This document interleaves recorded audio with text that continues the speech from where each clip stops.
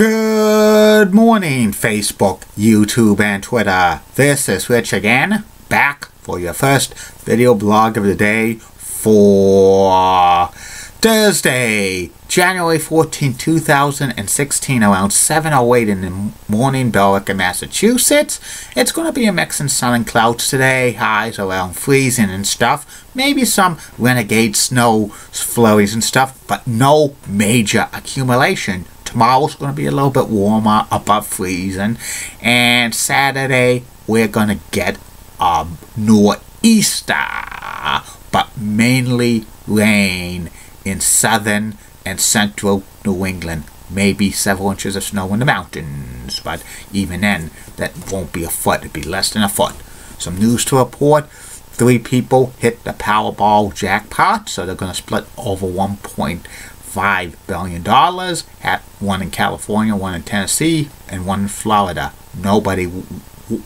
Few $1 million winners in Massachusetts and stuff. I didn't get any numbers right on my ticket, so back to work and stuff, but I wasn't expecting to win. Some news to report. The Boston Celtics beat the Indiana Pacers by a score of 104-93. Celtics back in the win column, above 500. The Boston Bruins lost again this time to the Philadelphia Flyers by a score of 3-2. Bruins suck, in my opinion. They're out of the playoff pictures right now, and this team is going absolutely nowhere. They need heart and soul, and I think Claude Julien could be terminated as coach. And the Golden State Warriors lost for the 3rd time this year. And Syracuse beat BC's men's basketball team by a score of 60-42. And the New York Football Giants are set to name Ben McAdoo as the team's new head coach. So congratulations to him. And that's about it on the news. My first video blog subject of the day is about the 2015-2016 NHL mid-season report, review, and stuff. Most of the NHL teams right now have played half their games, so 41. And this NHL season has been a lot of surprises and disappointments so far. Some of the surprises in the NHL this year, the biggest surprise has to be the Florida Panthers. They are tops in the Atlantic Division and stuff. They had a 12-game winning streak that catapulted them from out of the playoff picture to a solid position to make the playoffs and stuff in the Atlantic Division. And they're getting production from everybody. They have great young talent. They're blossoming pretty good. Have some veteran leaders in Roberto Luongo and Jaromir Jagr. I think Gerard Gallet is probably going to win Coach of the Year. I predicted early in my NHL prediction blog in 2015-2016 that the Panthers would probably make the playoffs, and now they're in pretty good position. I think they're going to be a force to reckon with in the NHL the rest of the year. Another great surprise in the NHL this year is the Dallas Stars. They're like having one of the best records in the NHL, leading the Central Division. They're getting great production by Spezza and Tyler Seguin, and Lindy Ruff is coaching them pretty good. He was on the hot seat, but he's probably a candidate for Coach of the Year. They're in solid position to make a run. Another surprise this year in the NHL is the Pacific Division.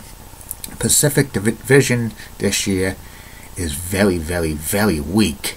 The LA Kings are running away with that division, but the rest of the division is like mediocre at best. Arizona surprised a lot of people and has like some solid positioning, and the Vancouver Canucks are up and down. The San Jose Sharks are like muddling around 500. A big disappointment is Anaheim Ducks. With all their talent, they should be leading the division, but they can't seem to get together. The Calgary Flames had a surprise season last year, but they've been regressing, which is not that good. And the Oilers, Connor McDavid, the next big superstar in the NHL, has missed half the season with an injury. That's not good.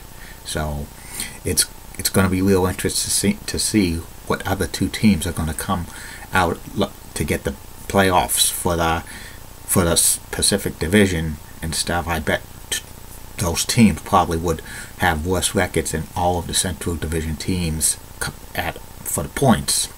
Another big surprise in the NHL this year, kind of a disappointment, is the Winnipeg Jets. A lot of people are saying that they could have a big breakthrough again this year, but they've been struggling and stuff, and they have to make decisions soon on star players Dustin Berlin and the other one, Andrew Ladd, because both are come up for unrestricted free agency, and the Jets have to either trade them or somehow sign them, and Winnipeg's not a destination for free agents and stuff.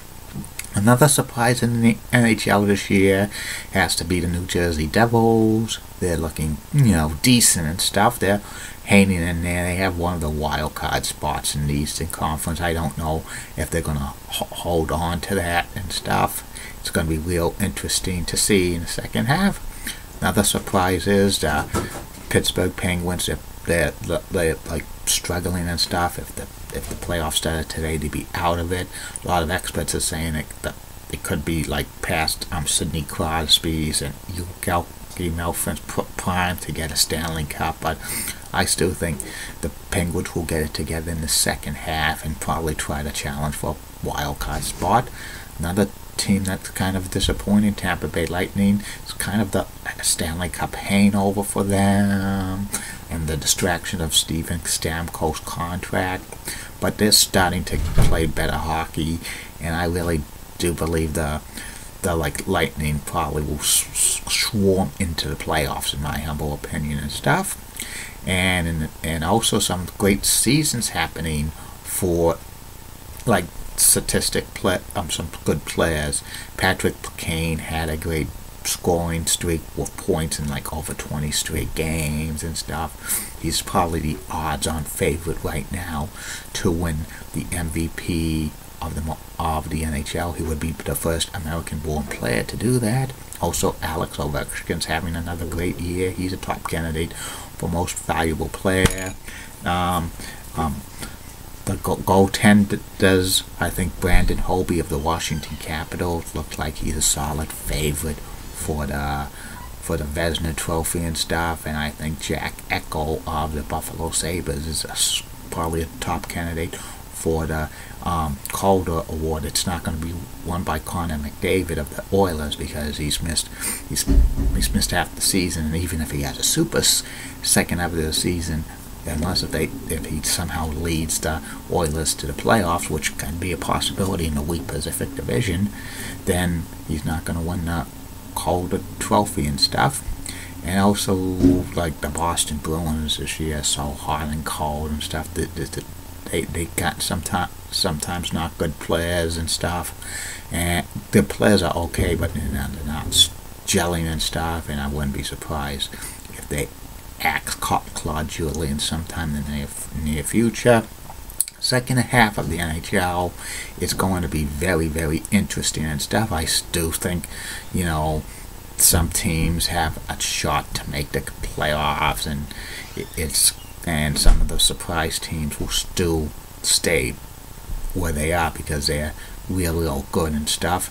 And it's going to be real great to see who's going to make the playoffs in the NHL this year. And that's about it on that. I will be back. 2 other video blogs today.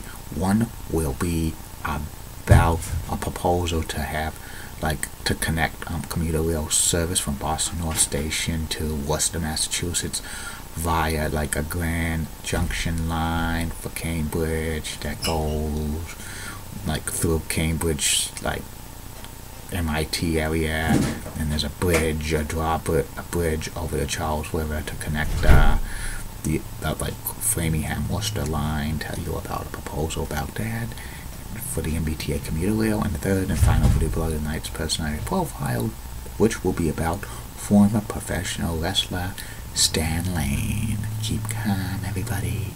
I'm a truly running guy. Molly was a mother of WCCO rocks. She's got nice legs. Elizabeth Hart's the best and so stunning. And in the words of Charlotte, get out. Don't forget Facebook, YouTube, and Twitter. Send me comments, questions, concerns, shout outs, plugs. It will be shouted out and plugged.